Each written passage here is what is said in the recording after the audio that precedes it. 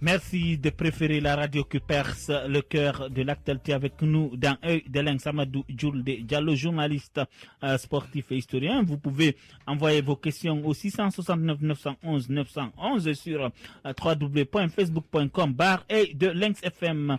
Eh bien, on va commencer par des questions sportives une fois n'est pas coutume. Alors, Djoulde, le Syrie national cadet vient d'être éliminé en demi-finale de la CAN U17 par le Mali. Alors, comment analysez-vous cette défaite de ces cadets guinéens? Bon, je dis bonjour aux auditeurs de Lynx FM. Je vous dirais simplement que c'est au niveau mental que l'équipe a perdu. Parce qu'on n'a pas de centre de formation dans ce pays. Sur le plan du talent pur, les Guinéens sont très bons. N'oubliez pas que le Mali a des centres de formation qui sont fonctionnels, qui sont opérationnels il y a bien des années. Nous avons des embryons d'académies, de sport, comme Almami, Mariador Silla, la minière, Antonio Soare qui est en train d'en faire à Dubreka, et puis l'académie Titi Camara, on a fait une sélection, et puis on a envoyé. Mais lorsque vous êtes dans un tournoi et qu'il y a donc la compétition prend de l'allant et de l'allure, eh ben, si vous n'êtes que produit un peu du football mi-centre de formation presque en embryon et mi-rue, eh bien, face à ceux qui sont allés apprendre le football à l'école, il n'y a rien à faire. Vous voyez, le Mali a inscrit son premier but en première mi-temps. À la rentrée des vestiaires, la Guinée a égalisé, mais 2 minutes après, on a pris un deuxième but. Ça veut dire que c'est l'école qui marche. Donc, je pense qu'il faut recycler nos entraîneurs, eux-mêmes qu'ils aillent à l'école. Et je pense qu'aujourd'hui, cette équipe qualifiée pour la Coupe du Monde a besoin de Souleymane Chérif. On a besoin de Souleymane Chérif. Il faut trouver un préparateur psychologique pour ces jeunes-là et mettre Souleymane Chérif à côté. Je ne dis pas de lui donner l'équipe, mais il a beaucoup d'obligations, mais qu'il soit là à côté. C'est extrêmement important. Vous savez, il fut l'entraîneur des cadets qui a gagné la 4e place de la Coupe du Monde en 1985 en Chine. Souleymane Chérif est un formateur. Il est instructeur CAF, FIFA. À ce niveau de compétition, si vous ne pouvez pas lui donner les tout jeunes, parce que c'est ça sa passion, prenez soin de le mettre à côté pour qu'il impacte non seulement sur les entraîneurs qui sont là, qui savent qu'ils ne feront jamais mieux que lui, parce qu'ils ne sont pas appelés à avoir un ballon d'or, mais sur les jeunes qui vont voir en lui une référence. Le Syrie national junior a été également éliminé en quart de finale de la CAN 2015. Avec le recul, comment avez-vous apprécié la prestation du 11 guinéen à cette CAN? C'est le même problème que nous avons. Vous savez, nous prenons toujours du retard par rapport aux autres. Je le dis toujours, le football est allé à l'école. Vous ne verrez aucun entraîneur aujourd'hui qui va s'arrêter dans la rue pour dire, bon, je vois les jeunes jouer, je vais essayer de voir ce que je peux prendre pour mon club. Ce que je peux prendre pour mon centre de formation, oui, mais prendre pour mon club, non. Donc, c'est le même problème que nous avons. Il faut que nous ayons des centres de formation dans ce pays. Si nous ne l'avons pas, eh bien, si vous voulez, c'est un peu, comme je le dis, de la matière première qui se gaspille. Parce que les jeunes à l'état pur sont très bons, mais au niveau des paliers intermédiaires, il y a fracture parce qu'il n'y a pas de suivi. Ils vont jouer dans le quartier, personne n'est là pour les détecter, pour les amener dans un centre de formation. Et finalement, nous perdons. Et la Guinée, c'est pas demain qu'elle va donc être une destination footballistique. C'est ça le gros problème. La solution, c'est les centres de formation et rien d'autre. Eh bien, on a l'entraîneur, si vous le savez, Michel Dussier, qui avait démissionné au lendemain du match Guinée-Ghana, j'arrive, hein, et la Guinée aujourd'hui peine à le remplacer. Quel profil alors pour ce nouvel entraîneur du Syrie national? C'est un choix que nous avons à faire, où nous prenons des entraîneurs qui coûtent moins cher, où nous prenons des entraîneurs de haut niveau, qui demandent pas moins de 50 000 € par mois de salaire, sans compter tous les autres éléments intégrant le contrat, c'est-à-dire des billets pour les vacances, première classe, un logement décent, ainsi de suite. 50 000 € et maintenant 6 mois, avec 6 mois d'avance à payer. Or, vous savez que l'État guinéen est un mauvais payeur, parce que nous avons, Michel Dussé est resté ici 10 mois sans être payé, à 20 000 €. Donc, je ne sais pas, lorsqu'on va être à 50 000 €, qu'est-ce qui va se passer? C'est un choix que nous avons à faire. Je pense qu'aujourd'hui, Souleymane Chérif est un entraîneur qui a l'étoffe, mais le problème... Mais pourquoi on ne donne pas l'équipe à Chérif? Ouais, vous savez, il y a souvent un problème de complexe, parce qu'on pense qu'il faut... L'avantage des entraîneurs étrangers, des entraîneurs blancs, c'est qu'ils ont la possibilité de prendre des contacts avec leurs homologues pour obtenir des facilités par rapport aux joueurs et tout.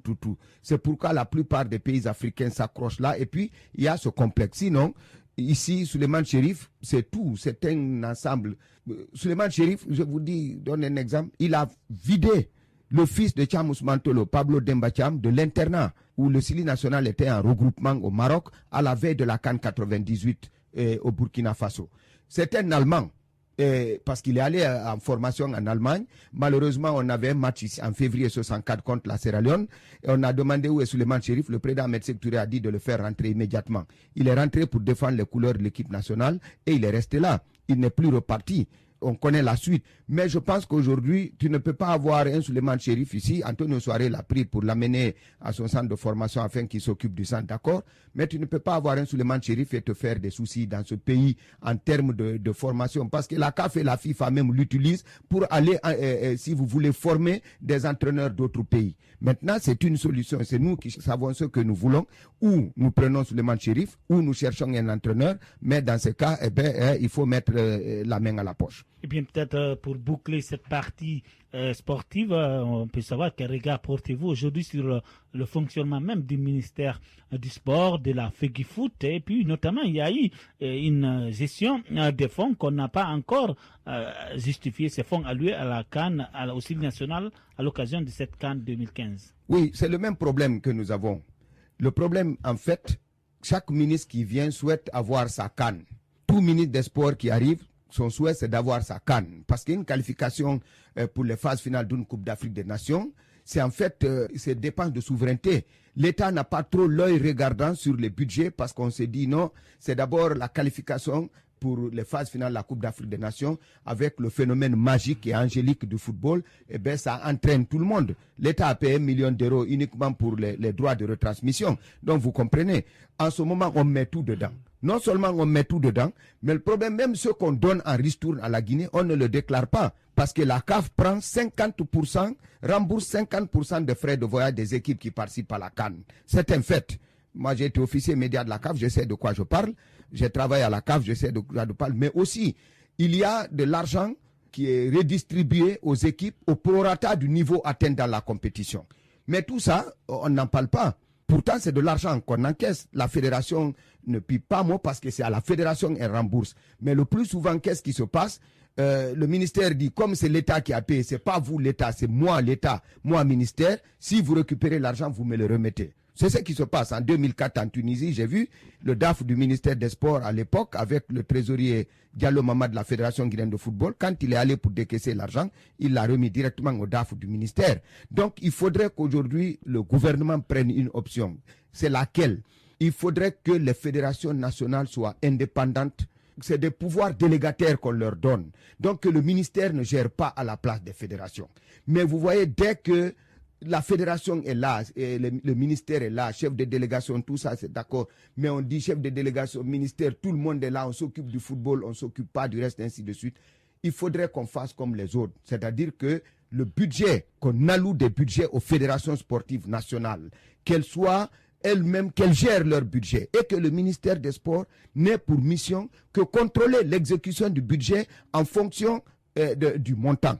En ce moment, le ministère peut élever le taux. Mais si le ministère est associé à la fédération dans la gestion de tout, eh bien, est-ce que le ministère va élever le petit doigt lorsqu'il y a malversation ou il n'y a pas de championnat organisé, ainsi de suite? Il faut casser ça. Il faut que les choses soient claires, que les fédérations gèrent. Le ministère est chargé de la mise en route de la politique gouvernementale en matière de sport. Elle s'appuie sur des organes délégataires que sont les fédérations. Mais le tout ne peut pas être ensemble. Or, c'est ce qui se passe. Malheureusement, les fédérations n'ont pas de pouvoir. Les fédérations n'ont que pouvoir. Je vous le dis, tout vient au ministère des Sports. Le seul travail de la fédération, c'est de faire les budgets, les propositions de délégation envoyées au ministère. Si le ministère n'est pas d'accord, il enlève. Et après, on envoie aux finances. Il y a trop de circuits à l'intérieur où il y a des surfacturations, il y a ceci, il y a cela. On ne comprend rien dedans. Or, si tout est donné aux fédérations, c'est elles qui gèrent. Le ministère n'est pas impliqué dans la gestion. Elle a un droit de regard. Il y a plus de transparence. Vous voyez, vous avez suivi. Mais le problème, c'est que même au sein de ces fédérations, il y a problème. On a vu qu'il y a eu 2 ou 3 démissions parce que la manière dont Super V gérait ou gère cette fédération guinéenne, elle est vraiment contestée aujourd'hui. Non. Moi, je pense que moi, je ne suis pas d'accord. Vous savez, les problèmes, qu'est-ce qui se passe? On a élu une fédération. Aujourd'hui, la FIFA fait en sorte que les présidents de fédérations soient forts. C'est pourquoi même le secrétaire général de la fédération est nommé, il n'est pas élu.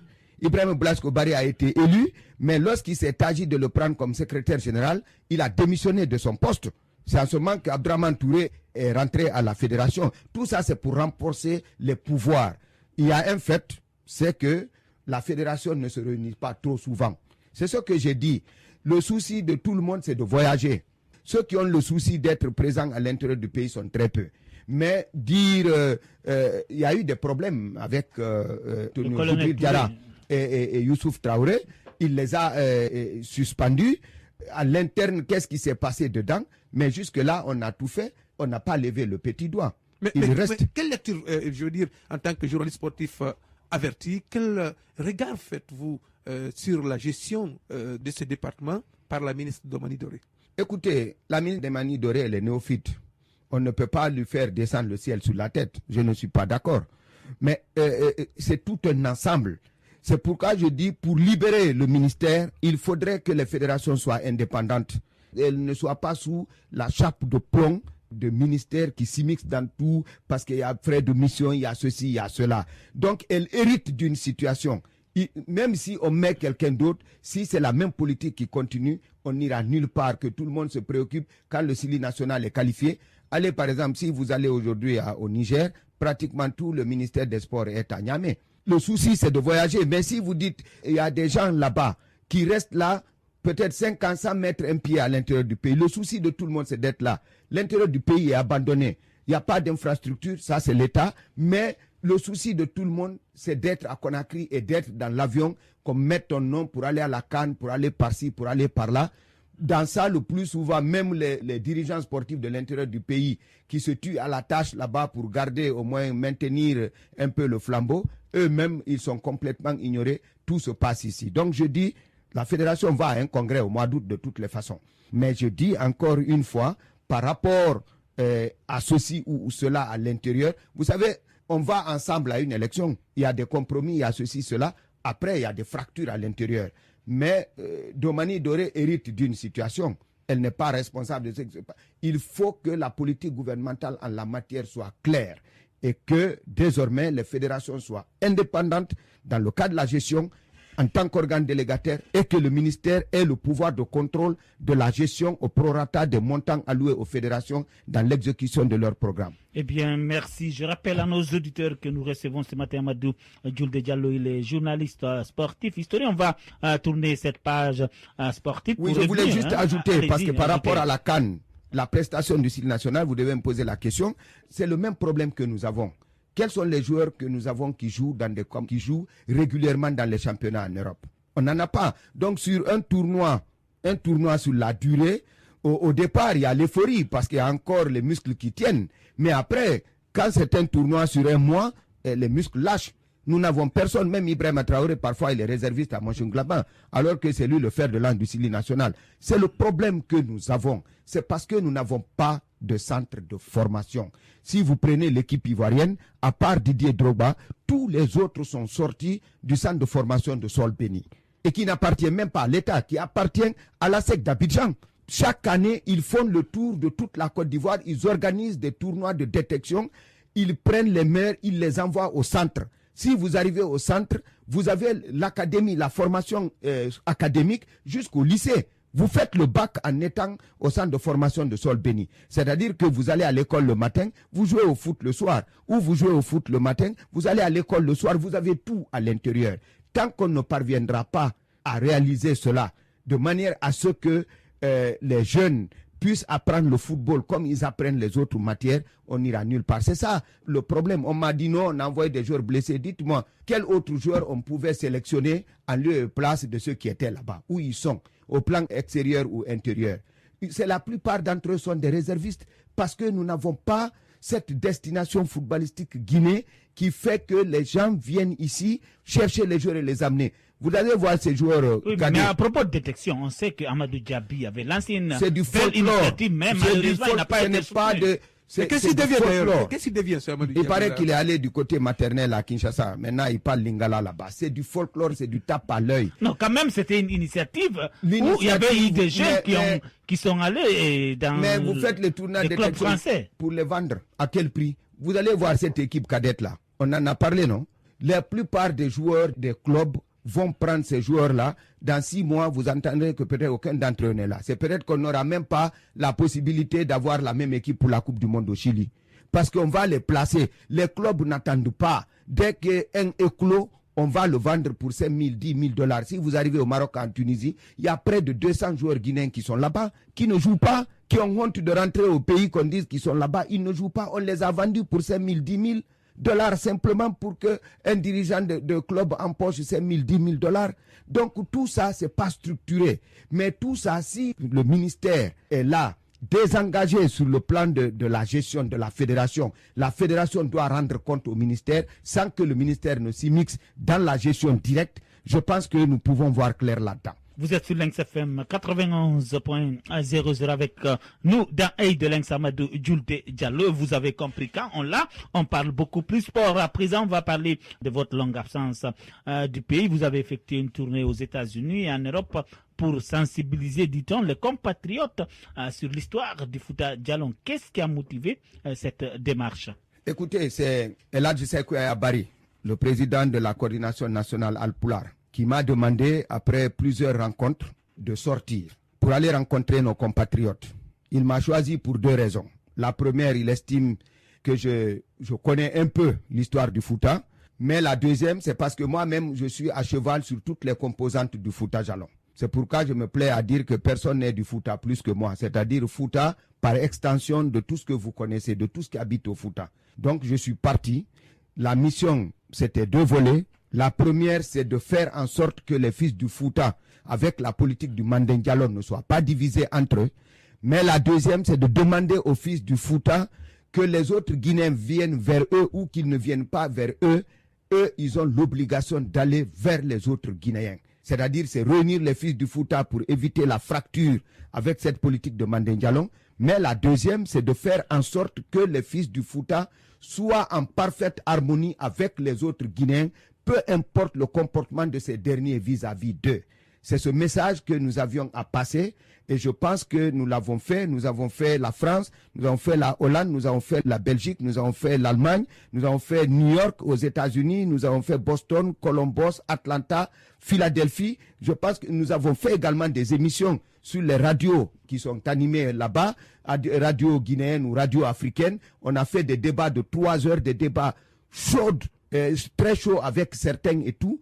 Mais l'objectif, c'est ça. Et je pense, notre fierté, c'est d'avoir réussi. Parce que je vois, par exemple, à Atlanta, depuis les élections de 2010, les Guinéens peuvent d'un côté, Malinké de l'autre, Soussou de l'autre, etc. Après notre passage, il y a un jeune Malinké du nom de Doumbouya qui est mort dans un accident de circulation. Il faisait du delivery dans sa voiture et puis il est mort. Les premiers arrivés, c'était les Peuls avec $1 900 comme contribution, comme participation.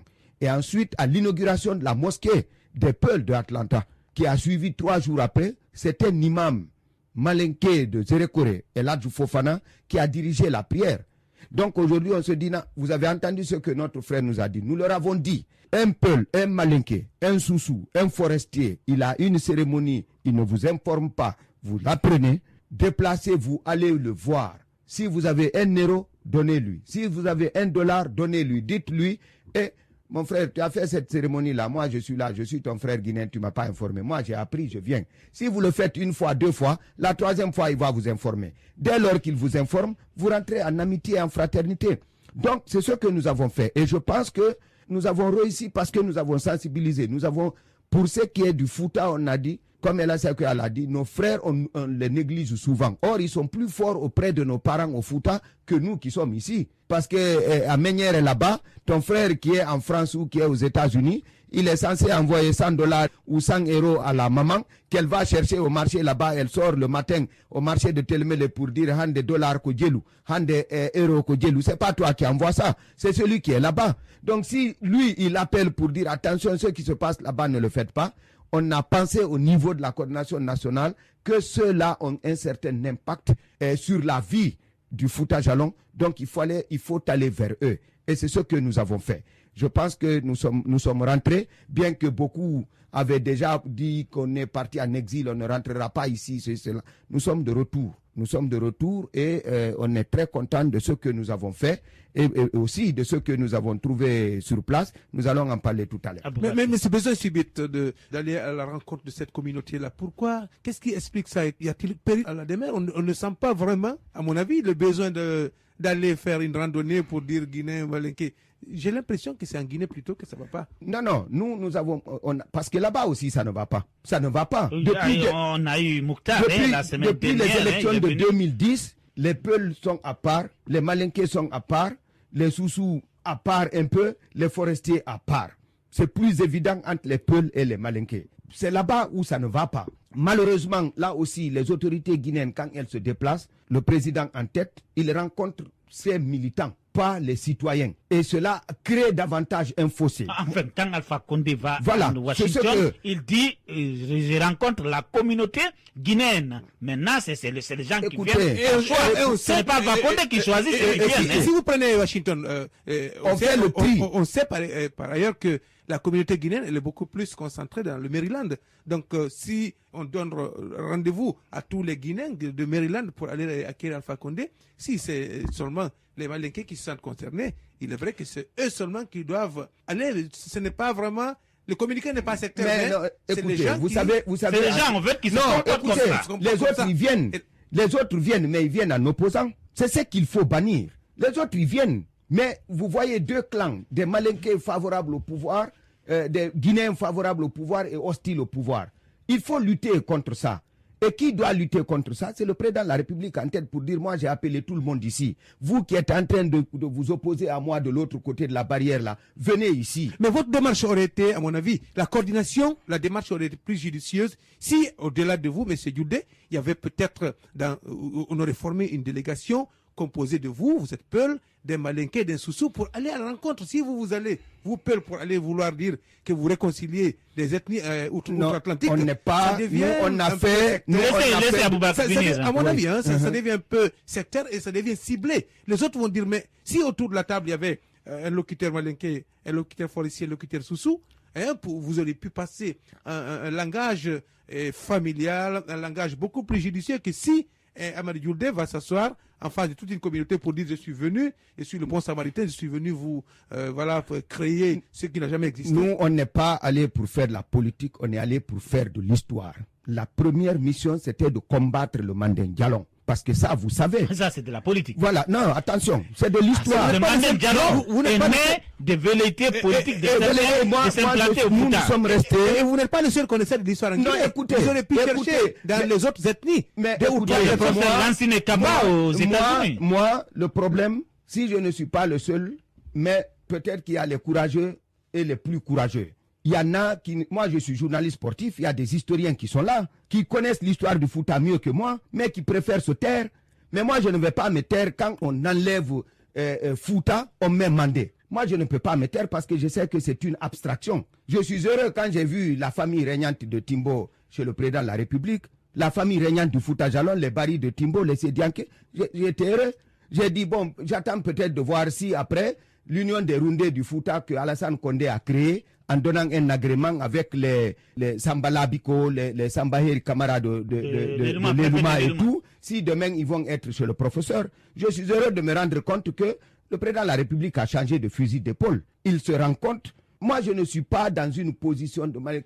Je suis allé pour expliquer l'histoire d'abord à nos frères Peul, pour qu'ils se rendent compte que tous ceux qui vivent au Fouta sont fils de Fouta Djallon. Ce n'est pas les patronymes qui nous intéressent. Celui qui est Nyabali à Koundara, vous voulez dire qu'il n'est pas du Fouta Djallon? Celui qui est Nyoké à Koundara, qui est Konyagi, il n'est pas du Fouta Djallon? Celui qui est Sako, ou celui qui est là et là, nous avons rappelé pour dire que sur les 9 marabouts qui ont conquis le Fouta Djallon, le 9e était Malinké. Sur les 24 marabouts qui ont fait la guerre sainte au Fouta après la bataille de Talansang en 1727, il y avait 14 Peuls et 10 Malinké.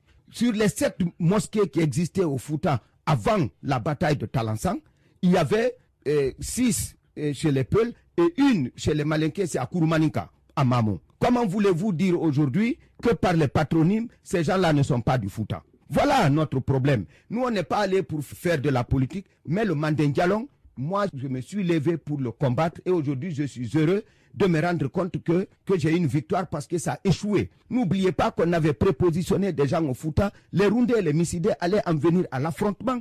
Il y a eu des émeutes à l'Abbé. Est-ce qu'on a dit non, c'est Rundés et Missidés? Non. Il y a eu des problèmes à Leluma. Est-ce qu'une seule fois, on a dit là-bas non, que c'est Rundés et Missidés? Sambaheri pourtant est de Leluma. Non. C'est une population entière qui s'est levée pour dire que... Mais dans cette tournée... Je rappelle que nous recevons Amadou Julde Diallo, journaliste sportif et historien. On se fait une petite pause pour laisser passer un peu de pub. On se retrouve juste après. Marifala, bienvenue dans l'univers de la grande classe. À la galerie Marifala, vous trouverez tout pour l'ameublement de votre domicile. Vous êtes sur Lynx FM 91.00 avec nous dans E de Lynx, Amadou Julde Diallo, journaliste sportif et historien Aboubakar. Nous ne sommes pas contre cette tournée que vous avez menée, nous sommes contre le caractère quelque peu sectaire parce que vous êtes en train de parler au nom d'une ethnie. Alors, dans cette tournée, les autres ethnies qui vivent dans ces pays-là ont-elles aussi bénéficié de vos sages connaissances historiques? Quand nous arrivons, on passe les communiqués, la salle est là et les gens viennent. J'ai été heureux à Paris de voir un certain monsieur Théa qui est arrivé, qui a posé des questions, qui disait que même les Peuls, la plupart là-bas ne connaissaient même pas l'histoire du Fouta. Je vous dis par exemple à New York où j'ai réuni 1200 personnes. Quand j'ai dit que Alpha Ibrahima Sambegou, Karamoko Alpha Motimbo a fait 7 ans, 7 mois, 7 semaines et 7 jours de jeûne pour que l'islam triomphe au Fouta. Il y a un de ses descendants qui était là-bas, qui est venu, qui a ôté sa chemise, qui l'a jeté par terre et qui a pris $300 qui a mis dessus pour dire s'il y a un fils du Fouta ici comme moi, il n'a qu'à faire comme moi. Parce que cette histoire-là, il ne la connaissait pas. Pourtant, il est baril de Timbo. Donc, ceux qui ne sont pas venus toutes les communautés étaient là. Mais de l'autre côté, je suis allé au débat sur les différentes radios, particulièrement sur la radio, ce qu'on appelle Jacques Roger Show. Qu'avez-vous dit aux autres communautés? J'ai dit aux autres communautés qu'il n'y a pas de division. Tout Guinéen, où qu'il vive, il est guinéen. On ne doit pas tenir compte de son patronyme. On n'est pas dans ça. Mais je leur ai dit aussi, parce qu'à un moment donné, j'ai laissé même le français. J'ai parlé malinké. J'ai dit, moi, je parle malinké. Je m'appelle Amadou Julde Diallo, je suis Peul de père et de mère. Je suis guinéen né Peul. Si vous êtes guinéen comme moi, parlez Peul. Aucun d'eux n'a pu parler Peul. Aucun. Après, je leur ai dit, quand vous parlez de Mandeng Dialong, ou tout ce que vous voulez, mais vous-même, dans l'histoire du Mandeng, vous avez dit ici que Lansana Kouyaté est un griot qui ne doit pas être chef, non? Vous l'avez dit. Mais quand vous le dites, vous tronquez l'histoire du Mandeng. Parce que Soungata Keita a donné la gouvernance des provinces de Koukouba, de Nyeni, de Koukouba, Bantamba, Nyeni et Kamasiga, qu'il a donné à Bala Faseke Kouyaté, l'ancêtre de Lansana Kouyaté, l'ancêtre de Kouyaté. Koukouba, Bantamba, Nyeni et Kamasiga. Il a donné les provinces à gouverner à son griot. Et aujourd'hui, vous dites non, que Kouyaté c'est un griot, il ne peut pas être chef. Alors soyez réalistes. Quand vous voulez parler de Mandeng Diallo pour dire telle et telle sont telles, telle et telle sont telles, j'ai insisté pour dire ceux que nous avons reçus là, qui sont au Fouta, les Sarakolais qui sont venus, qui a dit qu'ils étaient des esclaves. Ils sont venus faire du commerce, ils sont là-bas. Les Dramé, les Sako qui sont au Fouta, c'est des Sarakolais. Mais ce que Samori Ali est venu vendre au Fouta, les Keita, c'est la première famille du Mandeng. Il n'y a pas de Keita esclaves. La deuxième, c'est les Condé. Il n'y a pas de Condé esclaves. Mais il y a Condé griot. Puisque vous parlez, les Condé, il y a 3 au Mandeng. Il y a les nobles. Mais ceux du Fadama, les Condé du Fadama, c'est des griots. Les Condé, il y a ce qu'on appelle les Tchoupurta. Il y en a aussi parmi les Condé en Haute-Guinée. Vous ne parlez pas de ça. Pourquoi vous voulez dire aujourd'hui que ceux qui vivent au Fouta depuis 500 ans, que eux aujourd'hui, c'est au Fouta qu'on dit qu'ils sont des esclaves? Il faut qu'on laisse ça. Donc finalement, on a fait 3 heures de débat en question-réponse. J'ai fait 3 heures de débat. Mercredi d'après, c'était en fait les questions. J'ai dit, parlez malinké. Il y a un Sidibé qui s'est levé pour dire non, nous la Haute-Guinée. J'ai dit, toi, tais-toi. Il a dit quoi? J'ai dit, il n'y a pas de Sidibé malinké. Toi, tu n'es pas malinké. Tu connais ce qu'on dit Foula Sinani, Diatourou Sinani. Il dit qu'il ne connaît pas. J'ai dit, donc, il n'y a pas de Sidibé malinké. Il y a Sidibé Peul. Mais vous ne pouvez pas lui refuser quand même. Non, je lui ai dit, parce qu'il était dans son sentiment. Il a le sentiment. Il a le sentiment, mais je lui ai dit que Baté, c'est-à-dire que Kankan, ce qu'on appelle l'entre-deux fleuves, entre le Milo et le Niger, Baté, c'est 24 villages. des 24 villages, il y a 12 Malinké et 12 Peuls. Vous ne pouvez pas dire que Fousséni chez Bana Sidibé est Malinké. Mais c'est la sociologie du milieu. C'est ce que je dis. La langue. Mais c'est ce que je lui ai expliqué. Voilà, je lui ai expliqué à partir du moment où les Peuls ne sont jamais allés en Haute-Guinée, dans le Ouassoulou, pour dire non, vous devez être avec nous contre vos voisins. Toumani Sangaré de Biakourou, c'est les Sangarés qui sont à Biakourou. C'est un village Peul, il n'y a pas de Sangaré Malinké. J'ai dit donc, à partir du moment où les Peuls ne sont pas allés en Haute-Guinée dire aux gens de Ouassoulou, nous sommes vos frères, opposez-vous à vos voisins que sont les Malinké, il n'y a pas de raison que le régime monte au Fouta pour dire ceux qui portent des noms mandingues doivent s'opposer aux Bari, aux So, leurs camarades de vie depuis près de 500 ans. Voilà la question. Alors moi, je voudrais avec votre permission, ma question s'adresse un peu à la sociologie. Moi, par exemple, je suis né à Farana. Ma maman avait une amie, Soussou. On était voisins. Moi, j'étais de Saint-Soussou. C'est pourquoi j'ai parlé Soussou avant de venir à Conakry. N'est-ce pas? Et je ne sais pas comment j'ai parlé malinké, peut-être parce que Farana était un milieu malinké. Je suis né, je me suis connu en train de parler 3 langues à la fois. La langue Soussou, j'ai demandé à mes parents, ils m'ont expliqué pourquoi j'ai parlé ces langues-là. Donc je pense que la sociologie du milieu aussi détermine si un Sidibé a grandi dans un milieu malinkaphone, forcément, il va revendiquer cette paternité et vous ne pouvez pas lui faire comprendre que oui, effectivement, il n'est pas malinké. Non, je lui dis, il n'est pas malinké. Il vit en milieu malinké, mais il n'est pas malinké. Ne pas le patronyme. Et ce que je dis en réponse, c'est que les non-mandingues qui sont au Fouta, vous ne pouvez pas leur dire non qu'ils ne sont pas du Fouta, au point de dire Manding Djalong à la place de Fouta Djalong. Voilà le problème. Je pense que moi, je suis sur une logique que tous les Guinéens, où qu'ils vivent, ils sont chez eux, ils sont égaux en droit et en devoir. Maintenant, sur le plan politique, chacun est libre de faire ses choix. Eh bien, il faut qu'on soit à ce niveau. Puisque vous parlez de politique, notre pays s'achemine vers des élections locales et une présidentielle en 2015. Beaucoup d'observateurs craignent justement que ces clivages ethniques ressurgissent comme ça avait été le cas en 2010. Qu'en dites-vous? Est-ce que le contexte actuel se présente à un tel scénario? Écoutez, moi je viens dans ce studio-là, je suis très content. Je suis rentré de ma tournée et je suis allé au village. J'ai aimé le fait que le professeur Alpha Condé soit venu à Bambeto. J'ai aimé. Pour moi, d'ailleurs, ça ne devait même pas être une surprise. Ça devait être une annonce officielle. Parce que je ne vois pas l'utilité de mettre des gens au niveau des immeubles, dans la garde, ceci, cela, ça. Quand je le vois, je me rappelle qu'en 2006, je suis arrivé au Caire au petit matin, j'allais à Alexandrie, à la Coupe d'Afrique des Nations. Le président Hosni Moubarak, la rue qu'il devait emprunter pour se rendre à l'Assemblée, il devait tenir un discours. Il y avait des gens sur plus de 10 km, les gens étaient sur les toits. À la finale Égypte-Côte d'Ivoire, il était là, la loge officielle où il était assis était blindée. C'est le même que je retrouve après sur une civière en train d'être jugé par son peuple. Ben Ali en 2004, il était à la finale de la CAN 2004, il était dans une loge blindée. C'est lui que je vois après courir pour rattraper un avion et quitter son pays chassé par son peuple. Donc je pense que tout ça, ça ne sert à rien. Moi j'ai salué le fait que le professeur soit venu à Bambeto. Et je veux qu'il vienne et qu'il revienne. Même pas de façon laconique comme ça à la faveur d'une prière de vendredi, mais qu'il vienne ou qu'il vienne même faire meeting ici pour dire non, je suis venu. Il a fait un goût d'inachevé. Il serait venu jusqu'au cimetière où reposent les 57 morts de son pouvoir pour dire je viens me recueillir sur ces tombes-là. Il aurait marqué le coup politique parce qu'il aurait assumé l'histoire comme il a dit qu'il assume aujourd'hui toute l'histoire de la Guinée, du Camboiro au 4 juillet, tout ce qu'on veut. Il faut qu'on sorte de ça. Mais le président de la République, il y a un protocole quand même. Hein. Même il est obligé. Je ne dis pas ça, je le rappelle seulement de passage. Est-ce que les conditions de sécurité sont suffisamment réunies, par exemple? Les autres quartiers dans lesquels il s'est rendu, il n'y a pas eu des gens sur les toits. Vous avez vu, quand il est venu inaugurer Diamong ici, là, à Kipé, est-ce qu'il y avait des gens sur les toits? Donc vous venez avec une... il y avait des gens sur le toit du Plaza. Plaza était non, sur les toits. Non, pas le toit. Non, sur les toits, il y en avait. Oui, il y avait des gens. Donc il faut laisser ça. Moi, je pense qu'il doit venir ici. Il ne faut pas qu'on mette des zones. Ça a commencé. Il faut mettre, il y a ce qu'on appelle les fiefs électoraux. Mais il n'y a pas de zone réservée. Fief électoral, oui. Qu'on dise ici, c'est fief électoral, je suis d'accord. En fait, moi, la question, c'est voilà. J'en viens, s'il vous plaît. Ouais. Je suis heureux la résurgence de ces conflits ethniques. Je suis heureux que cela ait été. Ça désamorce.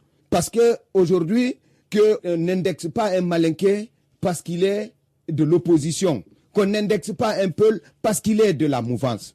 Il faut qu'on arrive à ça, que ça soit transversal, que ça soit horizontal. Je vais vous dire, mercredi, je suis content du fait que le professeur soit venu ici. Et je souhaite qu'il vienne, qu'il rencontre tous ceux qui veulent le rencontrer. Que ça soit le débat, qu'il discute. Tu as fait ça, oui, tu n'as pas fait ça, tu n'as pas fait ça. On ne peut jamais sortir d'un dialogue à 0%. C'est pas possible. De l'autre côté, qu'est-ce qui me conforte? Mercredi, j'étais chez Cellou Dalein. Mercredi nuit. Je vous rappelle qu'il y a 3 personnes ici qui sont mes frères et amis que je fréquente, qui sont des leaders politiques. D'ailleurs, le plus d'entre eux à qui je vais demander une facture bientôt parce qu'il a mis trop de temps à l'extérieur, c'est Lansana Kouyaté. Parce que Cellou Dalein, si je viens, je suis quand même au salon où je me mets. Chez Lansana Kouyaté, je peux venir me servir, prélever son riz, me servir et aller manger dans n'importe quel coin de la maison. Personne ne me demande ce que c'est parce que je suis chez moi. Et Baïdi Haribo, jusque dans sa chambre à coucher. Ces 3-là, je les fréquentais avant qu'ils ne soient des leaders politiques. Je n'arrêterai pas. Je suis venu chez Cellou Dalein mercredi nuit. J'ai entendu, c'est du Malinké, on parlait là-bas. Des Malinké, du Malinké qu'on parlait. Je me suis étonné, j'ai dit, qu'est-ce qui se passe? J'ai fait comme ça, j'ai dit, la Guinée avance.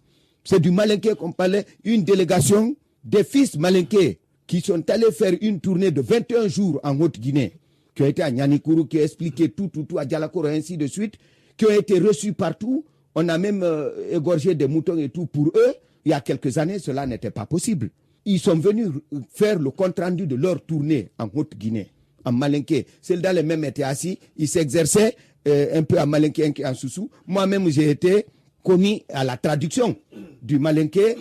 Moi, je faisais la traduction du Malinké au Soussou. Parce que ce qu'il y avait ce jour-là, là-bas, il y avait grand monde, il n'y avait que 3 Peuls. C'est Cellou Dalein, sa femme et moi. Tout le reste, c'était des Soussous et des Malinké. Des Soussous du Kaloum, venus également chez Cellou Dalein. J'ai dit non, il y a 1 an, 2 ans, quand vous venez ici le soir, vous voyez les têtes, il n'y avait que les poteaux, il n'y avait que des Peuls. Aujourd'hui, vous venez, le décor a changé. Mais ce que vous ne savez pas aussi, c'est qu'il y a une délégation de l'IFDG, actuellement même, qui est en Haute-Guinée. Il y a une qui vient de rentrer, Ousmane Gawal, député turbulent qu'on a eu la semaine dernière. Mais là-bas aussi, ils ont parlé Poulard, mais ils ont été accueillis. Donc, voilà, je pense pas que le débat dis. C'est pourquoi je vous pas dis. À ce niveau, vous n'avez occulté. Non, c'est ce que la j'ai question dit. des avocats, vous l'avez occulté. Non, je ne l'ai pas occulté. Je l'ai pas occulté. Aujourd'hui, ce que je suis en train de dire est une preuve matérielle que la Guinée est en train d'avancer et que nous avons la chance, et certainement, que ces clivages-là, il y aura des surprises ici en 2015 là. Il y aura des surprises agréables et désagréables. On s'attend à des schémas stéréotypés, mais j'ai bien peur qu'il y ait des surprises. Mais nous allons vers une année électorale. Est-ce que vous pensez qu'il faut d'abord et se battre pour la cohésion, le travail que vous faites là actuellement, qui est du reste assez intéressant.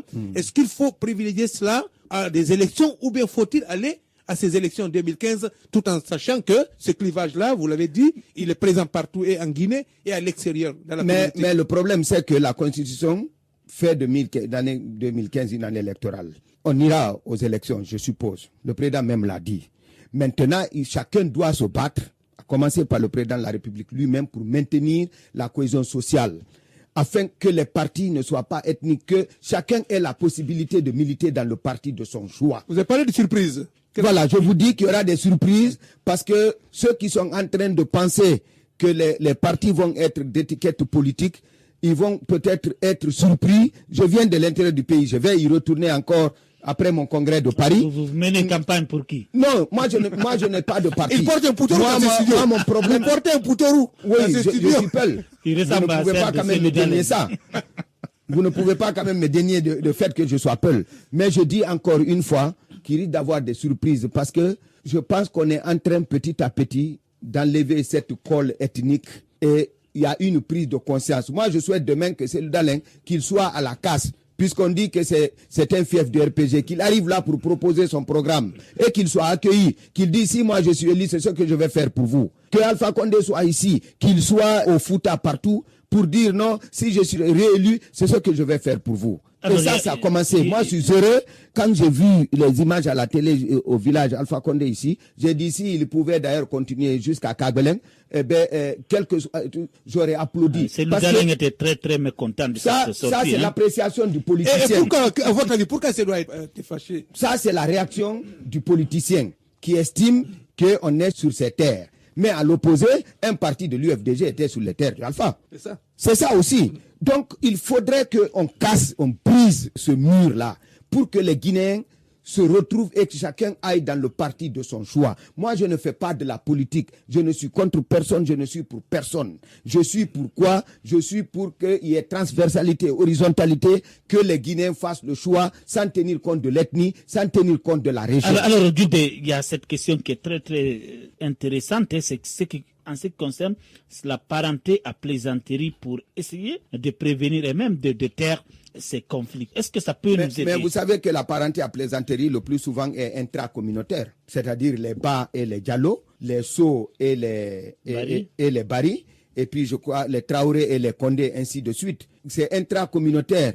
Il faut, ça aura un impact, mais relatif. L'impact, le vrai, c'est que les leaders politiques, les leaders d'opinion, les autorités, que chacun ait la possibilité, la mobilité nécessaire pour aller où il veut, faire passer le message qu'il veut, sans qu'il n'ait l'impression de n'être pas sur ses terres. La terre de la Guinée appartient à tout le monde. Moi, si nous atteignons cet objectif-là, moi je n'ai pas de problème. Le président a dit là-bas que la Guinée c'est 4 roues. Je suis d'accord. Mais je lui dis encore qu'il y a une roue dont la pression d'air est toujours petite. Et il y a une autre dont la pression d'air est toujours grande. Les derniers décrets l'attestent éloquemment. Donc, il est très difficile, si on parle de réconciliation nationale, la réconciliation nationale aussi est quand même économique. Que reprochez-vous à ce décret? Non, parce que si vous dites qu'il faut les fondamentaux de la nation, il faut mettre un minimum d'équilibre. Il ne faut pas politiser l'administration. Il ne faut pas nommer les militants, il faut nommer les compétences. Malheureusement, à ce niveau-là, je dis encore une fois, c'est le RPG qui prend tout, qui revendique tout. C'est le parti au pouvoir. Il ne l'était pas hier, demain il ne le sera pas. Je vous donne un exemple. 2 exemples. Vous allez voir, vous allez comprendre que le problème n'est pas d'ordre malinqué, il est d'ordre politique RPG. Hadja Aïssatou Bella a été proposée ambassadrice au Canada. Les lettres de créance sont parties, les Canadiens étaient d'accord, il ne restait que le décret. La dernière minute, elle a été appelée pour dire non, puisque vous n'avez pas milité dans le RPG, vous et votre mari, eh bien, on ne donne pas le décret, nous annulons. Simplement. Mais au même moment, quand vous le faites contre Hadja Aïssatou Bella, Mamadi Condé, qui n'a pas fait plus que Hadja Aïssatou Bella au niveau de la télévision nationale, si c'est affaire d'être proche de Lansana Conté, Mamadi Condé a été pris rédacteur en chef pour aller directement ambassadeur à Alger, puis en Chine, puis ministre. Donc, à ce niveau-là, c'est tous des produits de Lansana Conté. Mais il est allé ambassadeur à Rome, après ambassadeur à Washington. Au même moment, l'ancien ministre de l'élevage, Saramadi Touré, mon professeur de zootechnie, a été envoyé à la place de Hadja Bella au Canada. Djigui Camara, envoyé en Angola. Les 3 sont tous de Sigiri. Voilà un cas. Mais ça, vous dites, par exemple, Hadja Bella, c'est parce qu'elle est peule. Mais Ouremba Traoré a été secrétaire général des collectivités à l'Elouma. Lorsqu'on l'a nommé préfet, toutes les populations de l'Elouma ont applaudi, ont accueilli. Le décret est passé, le professeur a signé le décret. Vous avez... Non, attendez, oui. Laissez-moi finir. Oui. Mais au même moment, Ouremba Traoré est de Kankan, il est de Kankankoura, je le connais parce que j'ai étudié là-bas, c'est un ami. Les populations ont applaudi sa nomination comme préfet. Le RPG, des caciques du RPG sont allés voir le professeur pour dire non, c'est eux qui nous combattaient à Kankan. C'était eux qui étaient le PUP à Kankan. Ouremba Traoré, il ne doit pas être préfet. On a annulé son décret pour mettre Sambaheri Kamara, qui est de l'Elouma. Il y a eu les problèmes. Ça veut dire que le problème n'est pas malinqué, puisque Ouremba Traoré est malinqué, il est de Kankan.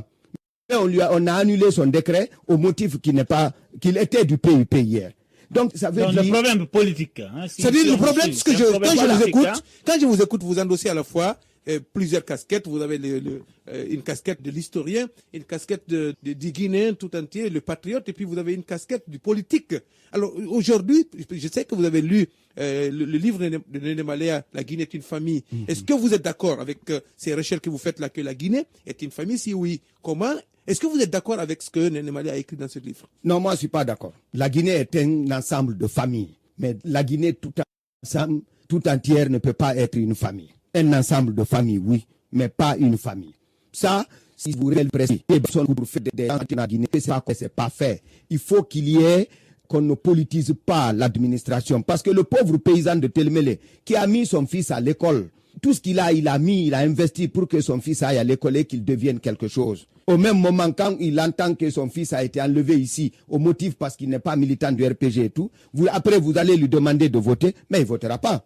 Il faut qu'on détribalise l'administration, qu'on détribalise la gouvernance et qu'on fasse preuve de lucidité et de compétence. C'est là où je suis. Merci à vous. On va observer une petite pause. On se retrouve juste après.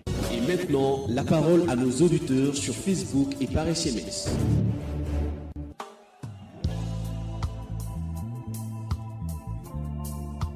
Vous suivez Lynx FM 91.00 avec nous dans Eudelinx Samadou Djoulde Diallo, journaliste sportif et historien, comme l'indique ce papier. C'est la parole à nos auditeurs. On va commencer peut-être par Facebook, puisque je vois ici un message très important de Sankoum Mara. Il dit: Monsieur Djoulde, vous n'êtes pas cohérent dans votre combat. Vous prétendez unifier alors que vous-même vous divisez. Vos propos à M. Sidibé en sont illustratifs. J'étais à cette conférence. Après vos propos, je sortais doucement. En plus, vous accentuez tous vos discours sur la fibre ethnique et l'origine des gens. Cela ne favorise pas votre prétendu combat, mais renforce davantage l'ethnocentrisme. Surtout, ne dites pas que c'est un malinqué qui vous parle en voyant mon patronyme. À vous entendre, c'est comme si vous défendiez une cause sournoise. Djoulde. Bon, je vous le concède. Mais en fait, ce que vous dites, dites-moi dans l'histoire s'il y a un Sidibé Peul. Si vous me le dites, je prends. Un Sidibé Malinké. Un Sidibé Malinké, dites-moi s'il y en a. Mais vous ne pouvez pas exclure dans l'histoire de donner la mise en place, de faire la mise en place des populations. Il faut que nous soyons en mesure d'avoir notre histoire, de connaître nos coutumes et de savoir que le vivre ensemble est possible à partir de nos différences. Donc moi, monsieur Mara, je suis cohérent dans ce que je fais. Mon problème, c'est l'unité entre tous les Guinéens. Et c'est pourquoi j'ai dit à ceux qui parlaient que moi, j'ai parlé malinké, ils n'ont qu'à parler Peul. Malheureusement, aucun d'eux n'a parlé Peul. Alassane, sur la page Facebook, nous savons que vous connaissez bien l'histoire. Alors, si aujourd'hui, il vous était donné de prononcer un discours pour réconcilier les Guinéens, qu'allez-vous dire? J'allais dire aux Guinéens, chacun est libre de son choix politique. Mais les fondamentaux de la nation, on ne doit pas y toucher.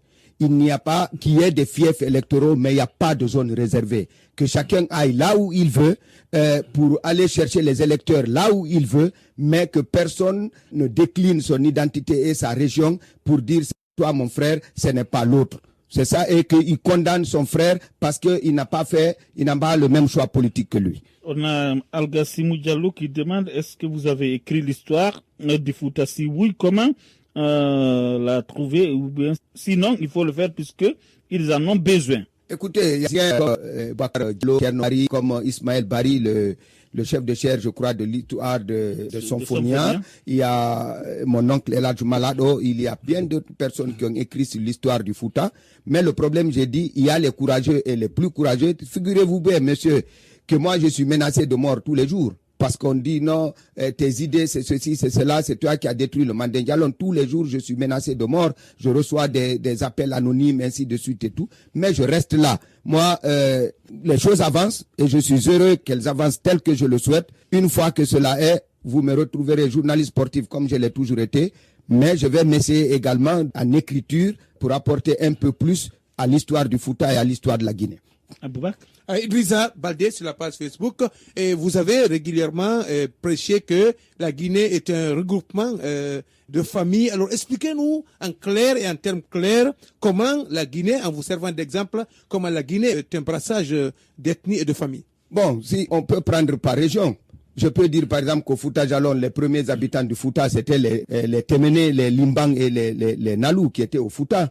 Après, les Dialonké et les Soussous sont arrivés. Les Poulis, la première vague Peul est arrivée en 1490 avec Koli Diadje et son fils Koli Tengela du royaume des Nianké. C'est par la suite que la deuxième vague Peul est arrivée du Massina qui était musulmane et qui a investi la région pour finalement instaurer un royaume théocratique au Fouta Djallon au début du XVIIe siècle. Et que à côté, si vous prenez les Djakanké sont arrivés de Makakolibanta au Sénégal, et pour ceux qui sont rentrés au Fouta, ceux qui sont du côté de Sigiri ne sont pas venus de Makakolibanta. Il y a les Badjaranké qu'on dit être d'origine bantou, il y a les Fulakunda, il y a les Kapi, il y a les Konyadi du côté de Kundara, il y a les Sarakolé aussi qui sont venus dans le cadre de leur commerce et qui se sont installés au Fouta.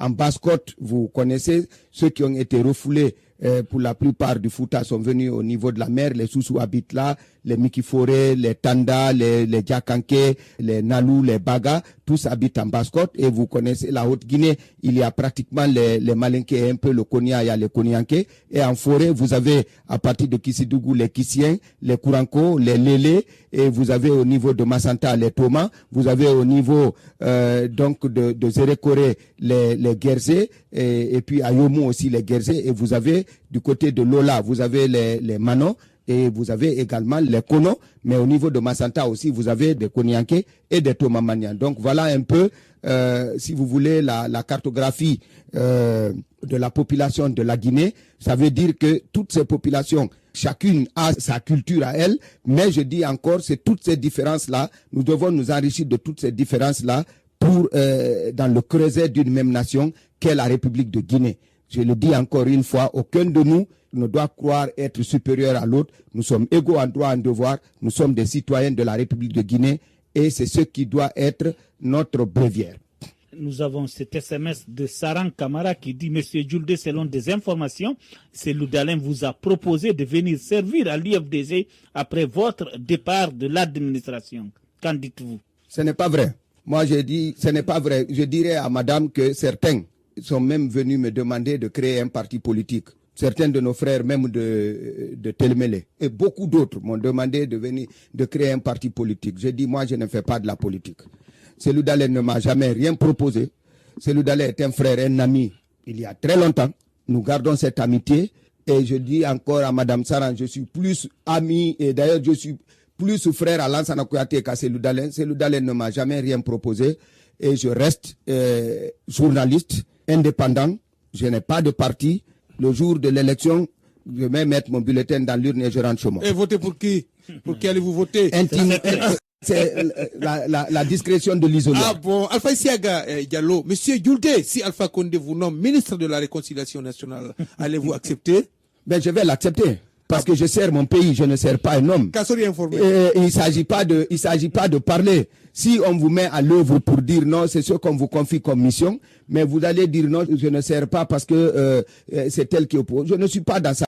Moi, mon problème, si on pense que j'ai une partie, même de ceci ou cela, que je peux apporter à mon pays, je suis prêt à le faire. Le problème, c'est est-ce que vous n'allez pas être amnésique après? Parce qu'on a vu des gens plus virulents que vous, je veux dire, parler de Kiridi sous Azoka, certainement va le confirmer, que nous avons écouté le jour des obsèques de Feu William Sassine.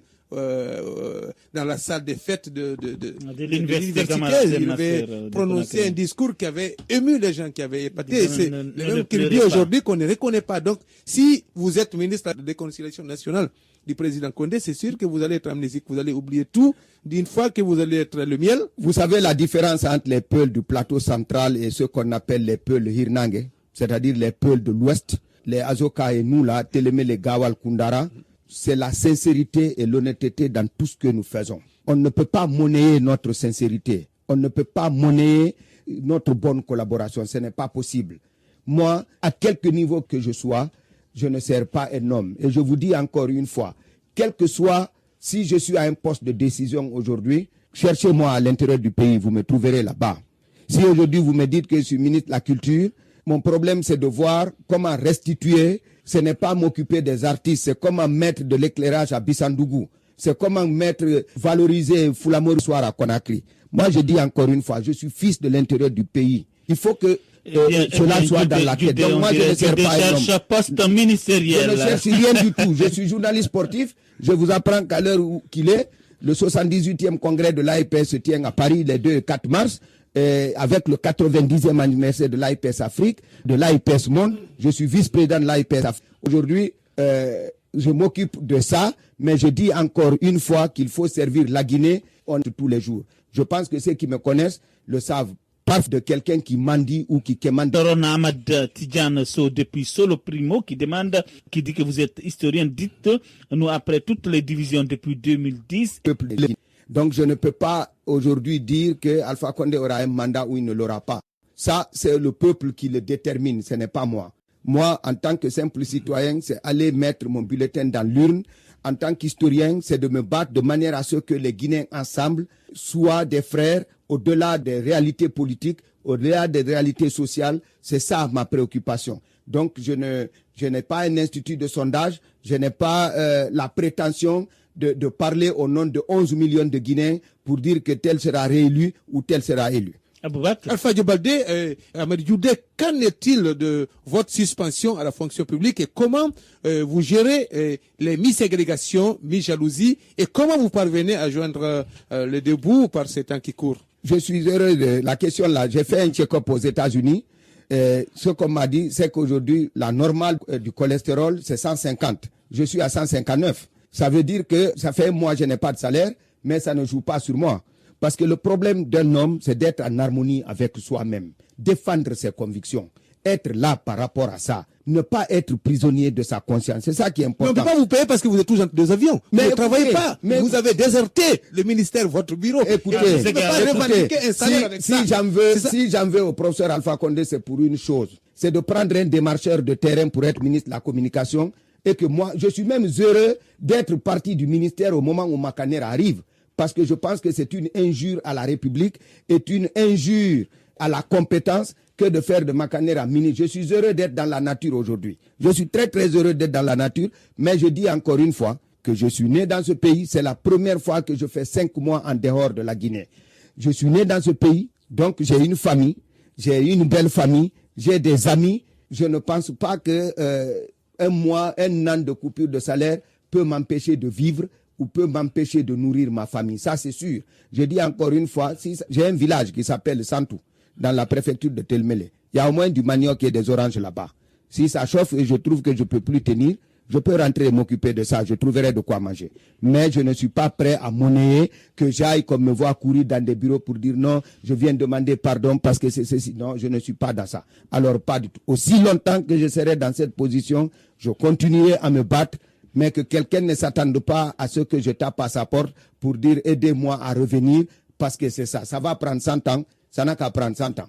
Mais je ne bougerai pas d'un iota. Je suis heureux que ça se passe comme ça. Abdoulaye Diallo qui vous demande après votre tournée à l'extérieur, est-ce que vous comptez faire la même chose à l'intérieur du pays pour consolider le tissu social? Naturellement. En fait, mon programme a été décalé. Parce que le 78e congrès de l'AIPS était prévu à Montevideo du 14 au 18 mars à avril en Uruguay. Malheureusement, pour des raisons financières, l'Uruguay s'est désisté. Donc, on a été amené à coupler le 90e anniversaire de l'AIPS à Paris et le 78e congrès de l'AIPS à Paris. Ce qui fait que je suis obligé de monter là pour assister aux festivités et représenter la Guinée au 78e congrès de l'AIPS en tant que président de l'Association nationale de la presse sportive de Guinée. Et à mon retour, je vais prendre mon bâton de pèlerin et je vais monter au Fouta. Je vais me rendre à l'intérieur du pays en tant que leader d'opinion pour essayer justement de sensibiliser les Guinéens sur l'intérêt évident que nous avons à garder notre nation intacte. Parce que si la Guinée brûle, tous ceux qui parlent le monde descend. Si la Guinée brûle, si eux ils échappent, est-ce qu'ils auront le temps de protéger toute leur famille? Ce n'est pas ça. Mais je dis encore que l'unité nationale, pour répondre à mon frère, il est aussi d'ordre économique. Il y avait de la rébellion en Casamance pendant plusieurs années. Mais depuis que Macky Sall est arrivé, il a délocalisé le conseil des ministres à l'intérieur du Sénégal.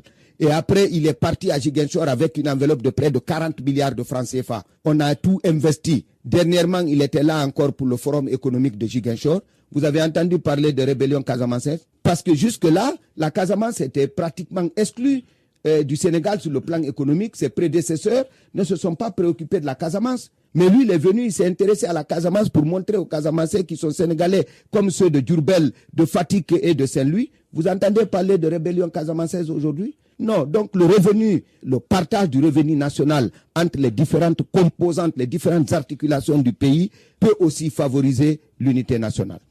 Ça sur la page Facebook. Monsieur Gouldé, ça se voit que vous connaissez bien l'histoire de la Guinée, mais vous vous accentuez beaucoup plus sur l'histoire de Peul, du Fouta et du Mandingue. Vous ignorez apparemment l'histoire de la Guinée forestière et l'histoire de la Basse-Côte. Alors, parlez-nous aussi de ces deux régions si vous avez des statistiques. Bon, je sais que la Basse-Côte, c'est d'abord les Bagas, en tout cas les Bagas du Kaloum et de Kaporo, c'est les Bagas, mais qui sont venus, je dis encore, qui sont descendus du Fouta pour la Basse-Côte. Pour ce qui est j'ai cité les Mikifor et tout le monde qui peuple la Basse-Côte aujourd'hui, mais je dis encore pour ce qui est de la forêt. Vous savez, la différence de la forêt avec les 3 autres régions de la Guinée, c'est que l'aire géographique ne correspond pas à l'aire sociologique en forêt. L'aire géographique ne correspond pas à l'aire sociologique parce qu'en forêt, vous avez du côté de Kissidougou, les Kouranko, les Lélé, les Kissiens, les Malinké, les Sarakolé, ils sont tous là. À Massanta, vous avez des Thomas et des Thomas Manian. À Zérekore, vous avez des Guerzé. Donc, c'est une répartition. Mais je suis à l'école de la forêt et j'ai un livre bréviaire qui est mon livre de chevet. C'est le livre du grand Jean-Marie Doré qui a fait un livre sur la résistance de la Guinée forestière à la pénétration coloniale, qui est mon livre de chevet. Donc, mon frère Saoro, dites-vous bien que je suis à l'école. Je respecte la plume de l'homme du droit et de l'être qui est Jean-Marie Doré. Donc, je suis à son école. Quand j'aurai fini de lire le livre et de comprendre plusieurs choses là-dedans, je me rendrai chez lui, malgré que mon grand frère Koto Talib est décédé, qui est son ami, avec qui j'avais pris le rendez-vous de me rendre chez lui. Maintenant, je vais me rendre chez lui quand j'aurai fini de lire le livre et de le comprendre complètement, et de me rendre chez lui pour essayer justement de me mettre à l'école de la forêt. Ne vous inquiétez pas, parce que je vous dis, vous parlez de la forêt. Moi-même, j'ai perdu ma mère en 1961 à Bofa, à Koba Basengue ici. Mais la seule photo que j'ai de ma mère, elle a été prise, vous savez où, Monsieur Saoro, elle a été prise à Koyama en 1957. Parce que mon père, garde républicain de son état, a servi à Massanta, à Koyama et à Zapa. Et avant de remonter sur Conakry, Bofa, Kindia, Dalaba, Gawal et rentrer après à Télémélé. Donc, je suis fils de la forêt aussi. Combien de langues vous parlez? Combien de langues nationales? Bon, je vais vous dire par exemple, que quand les gens pensent, on peut parler la langue n'importe où. Vous avez évoqué votre cas tout à l'heure. Moi, j'ai parlé le malinké en 6e année à l'école primaire à Dalaba. Pourquoi? Parce que mes amis, moi j'ai toujours eu, mes plus grands amis ici, tout le monde sait, c'est ce que je dis toujours. J'ai des parents Peul, mais je n'ai pas d'amis Peul. J'ai des parents Peul, mais je n'ai pas d'amis Peul. Mes amis ici, par ordre, c'est les Malinké. Ensuite, en Haute-Guinée, je n'ai même pas d'amis. J'ai des familles. C'est pas des frères que j'ai des familles où j'ai droit à la parole, où je suis considéré comme fils. On ne peut pas changer ça. Mais donc j'ai appris à l'école primaire en 6e année à Dalaba, parce qu'au camp de garde à Dalaba, j'avais une famille Condé, une amie d'enfance Binta Condé, dont la sœur Mariam Condé est douanière ici. J'avais une famille de Nyonso Mordou, une famille Kourouma, de l'adjudant-chef Sanfan Kourouma. Mais j'avais un peu plus loin le grand frère du premier ministre, de l'ancien premier cabinet Komara, qui était le juge de paix, ses enfants Giba notamment. Et à la résidence, Seck Chérif était le gouverneur, sœur Ami Touré était là avec sa tante Dianoukoumba. Et le garçon, le fils de Eladj Amara Touré, le frère aîné du président Ahmed Seck Touré, Baba Touré qui vit aux États-Unis, était à la résidence. Donc on constituait un groupe et à gauche, vous aviez Zakaria Touré qui était le secrétaire général de région et à la production, le père de Bachir Diallo, le directeur de l'usine de CBG Kamsar. Donc dans un environnement comme ça, vous parlez les langues. Pour ce qui est du Soussou, je suis rentré à l'école à Kindia, après je suis allé à Banguya, après je suis allé à Sougeta. Et puis après, j'ai passé tout le cycle là, donc j'ai parlé Soussou très tôt. Je baragouine le Konyadi parce que j'ai grandi à Gawal, je venais souvent. Nous avons ouvert la faculté d'agronomie de Koundara. Après, j'ai fui, je suis parti faire sciences sociales à Kankan. Je parle un peu de Kissiem parce que quand commandant Sid Mahmoud Keita était gouverneur de Kissidougou, je venais passer les vacances là et on montait, je partais jusqu'à Kondiadou, jusqu'à Soulakolo, sur la route du café, à Fermessa du Pompo, à Fermessa du Digbo. Je parle de Diakanké parce que j'ai grandi à Gawal, il y a des Diakanké là. Je parle le Konyanké parce que le commandant Sid Mamoun Keita, gouverneur de Beila. Je venais passer mes vacances là en étant étudiant à Kankan. Donc, de Senko à Sokurala, à Bakedou, à Gbesoba, à Nyonsomordo, à Doukourela, à Bola, tout ça réuni. Je le faisais avec lui pendant les vacances. J'étais même impresario du Simandou Jazz de Beila. Donc, vous comprenez, je parle également Konyanké. Donc, moi, c'est quand je dis aux gens que je suis guinéen, celui qui n'est pas sûr, qui parle de Malinké, de Soussou, de Peul et tout, on n'a qu'à venir au débat. On n'a qu'à venir au débat. Il y a des gens qui parlent ici aujourd'hui, qui disent RPG, qui disent Malinké, qui disent tout, qui ne sont même pas arrivés à Koya. Plein qui ne sont même pas arrivés à Koya, qui ne connaissent pas le pays. Moi, je défie. Si j'ai une fierté, c'est de dire que je connais mon pays. Je connais les 33 préfectures de la Guinée, les 2/3 de... Je suis partout. Je vais vous raconter une histoire. Je suis allé, quand je suis rentré pour chercher un passeport au ministère de la Sécurité. Quand je suis arrivé dans la cour, c'est le directeur général même de la police de l'air et frontières, qui est neveu au commandant Mamoun Keita qui m'a trouvé. Il dit, Koroké, qu'est-ce que tu cherches? J'ai dit, je cherche un passeport. Il dit, viens à mon bureau. Je suis arrivé, c'est lui-même qui est sorti pour dire, le premier passeport qui doit être donné aujourd'hui, contact secret, privé, ainsi de suite et tout. Certains d'ailleurs, je vous dis, il y a un, je dis son nom, bon, mais il me l'a dit fraternellement, c'est mon grand frère Filan Traoré, le gouverneur de Farana, qui m'a dit, tout ce que tu dis là, il faut dire. Nous, ça, ce n'est pas ma préoccupation. Mais le jour où tu vas sortir le livre dont tu parles là, ça, tu auras affaire à moi en tant que grand frère, parce que je vais te tendre. On a fait de Chahi, je suis parti. Il dit, livre au Canabodé. J'ai dit, non, en tout cas, quand je suis parti. Donc, mais j'ai pris l'engagement et je le ferai. Qu'il soit bien ou mal, je le sortirai. Eh bien, il ne nous reste plus vraiment qu'à vous demander, Amadou Djoudé Diallo, journaliste sportif et historien, le mot de la fin, le message que vous avez à livrer à nos auditeurs en 1 minute. En 1 minute, la nation est à nous. Nous n'avons aucun intérêt à brûler notre pays.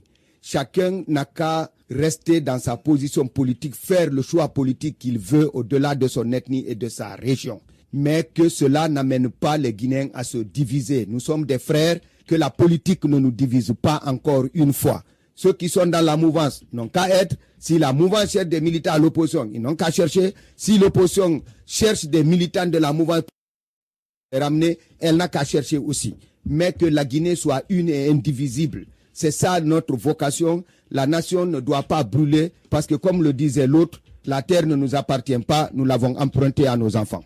Eh bien, la nation est nous. Les Guinéens doivent rester unis. La nation ne doit pas brûler. C'est le mot de la fin de Amadou Djoudé Diallo, journaliste sportif et historien que nous avons reçu ce matin dans Œil de Lynx à la technique.